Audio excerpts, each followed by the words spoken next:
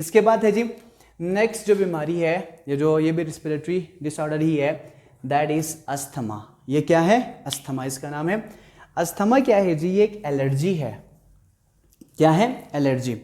अब एलर्जी किसकी वजह से होती है? एलर्जी होने के लिए कुछ पार्टिकल्स या सब्सटेंसेस होती है, उनको कहा जाता है एलर्जेंस। अच्छा, एलर्जेंस में पोलेंस हो गए, परफ्यूम्स हो गए और डस्ट हो गए। अब जिसकी वजह से होता क्या है? जिसकी वजह से इन्फ्लेमेशन होती है, जो फूल जाते हैं या फिर से जो इन्फ्लेमेशन हो जाते हैं, इन्फ्लेमेशन हो जाती है किस चीज़ की?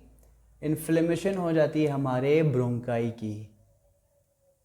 अब जो ब्रोंकाई है, जो कि एयर को, ठीक है ना, लंग्स में लेके जा रहे हैं, वो मेन जो क्या है, हवा की नाली है।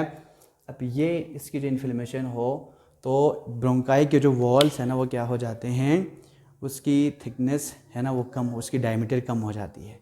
जब डायमीटर कम हो तो फिर क्या हो जाती है? सांस लेने में शदीद दुश्वारी होती है। अब ये समझना चाहिए हमें कि एलर्जन क्या चीज़ है।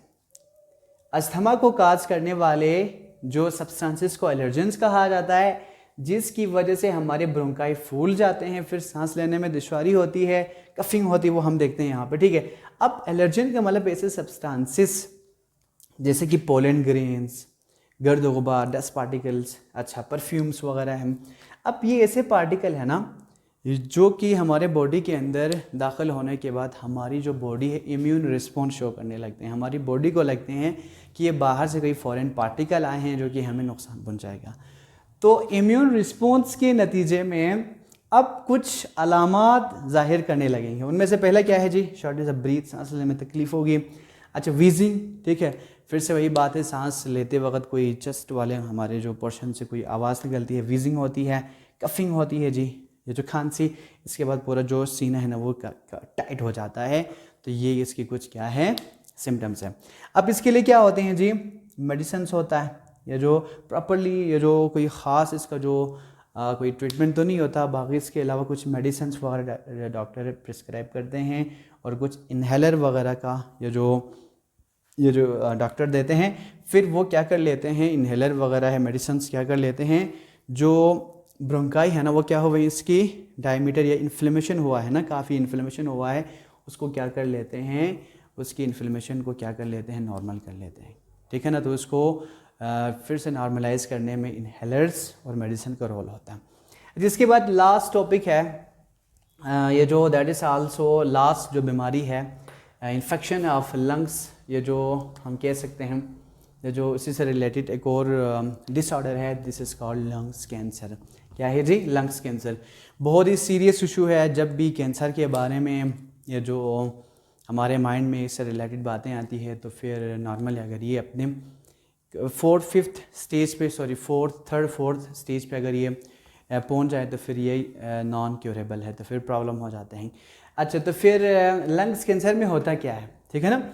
लंग्स कैंसर एक ऐसी बीमारी है जिसमें क्या हो जाती है, हमारे जो लंग्स के जो टिश्यू है, हमारे जो लंग्स के अंदर जो टिश्यू होती है ना,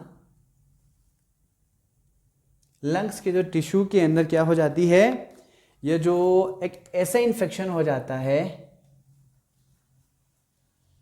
इन्फेक्शन हो जाता है जिसकी वजह से लंग्स के जो सेल्स है या इन्फेक्टेड जो सेल्स है वो क्या हो, अनकंट्रोल उनकी डिवीजन हो,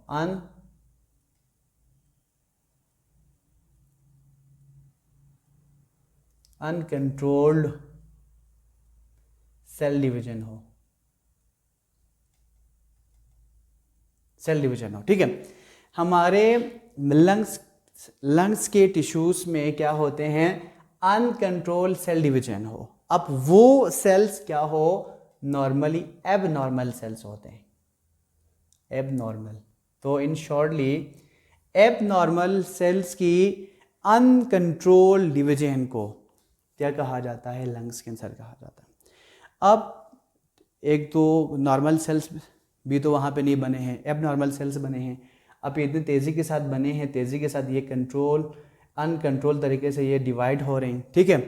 अब एक तो ऑलरेडी कैंसरस सेल बने हैं, फिर इसके बाद ये तेज़ी के साथ डिवाइड भी हो रहा, तो फिर ये होल लंग्स को अपने लपेट में ले लेता है। अच्छा, अब ये जो कैंसर है ना, ये होता क्या क्यों है, ये क्वेश्चन है ना।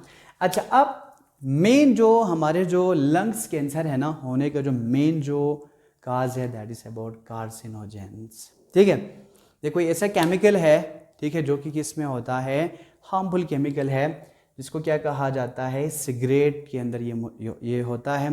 जितने भी जो सिगार वगैरह है, सिगरेट से रिलेटेड, स्मोकिंग से रिलेटेड चीज़ों के अंदर ये मौजूद होता है। और ये जो कार्सिनोजेंस है, ये उस सब्सटेंस को कहा जाता है जिसके अंदर वो सलाहियत होता है कि ये हमारे सेल्स के अंदर म्यूटेशन काज कर लेते हैं, और म्यूटेशन काज करने की वजह से बॉडी के अंदर सेल्स एबनॉर्मल बनते हैं। एबनॉर्मल बने और उसकी अनकंट्रोल सेल की डिवीजन हो तो फिर उस सेल को हम कैंसरस सेल कहा जाता है, फिर यहाँ पे कैंसर बन जाते हैं। तो कैंसर बनने में सिगरेट का बहुत ज़्यादा रोल होता है। तकरीबन लंग्स कैंसर ये जो होने में तकरीबन ये जो मोर देन 90%, ये जो मोर देन 99% कहें तो भी शायद गलत ना हो कि जो रोल किसका होता है, सिगरेट का ही होता है, क्योंकि सिगरेट के अंदर कार्सिनोजेंस होती है। और कुछ, ठीक है ना, वायरल इन्फेक्शन भी होती है जो कि क्या कर लेते हैं, लंग्स कैंसर काज कर सकते हैं। अब ये जो लंग्स कैंसर है, तो फिर हमारे माशरे में देखें जी, घर पे अब्बू पी रहे होते हैं, अच्छा बाकी भाई पी रहे होते हैं, सोसाइटी में हमारे बच्चे पी रहे होते हैं। So this is very very very serious issue. तो ये मैं यहाँ पे तमाम देखने वाले स्टूडेंट्स ही क्यों ना हो, और तमाम देखने वाले जितने भी जो लोग मेरे इस जो वीडियो को देख रहे हो, तो मैं इन सबको रिक्वेस्ट कर लेता हूँ, ये जो सिगरेट खुदारा बिल्कुल इसका इस्तेमाल ना करें, क्योंकि इसके बहुत सारे क्या है नुकसान हैं। अब जिस किसी को भी अगर क्या हुआ हो लंग्स कैंसर हो, तो होता क्या है, एक तो उसको सांस लेने में शदीद दुश्वारी होगी, फिर उसको कफिंग होती है, वेट लॉस हो जाती है। अच्छा, बाकी इसके अलावा बहुत सारे उसकी बॉडी के अंदर शदीद दर्द होता है।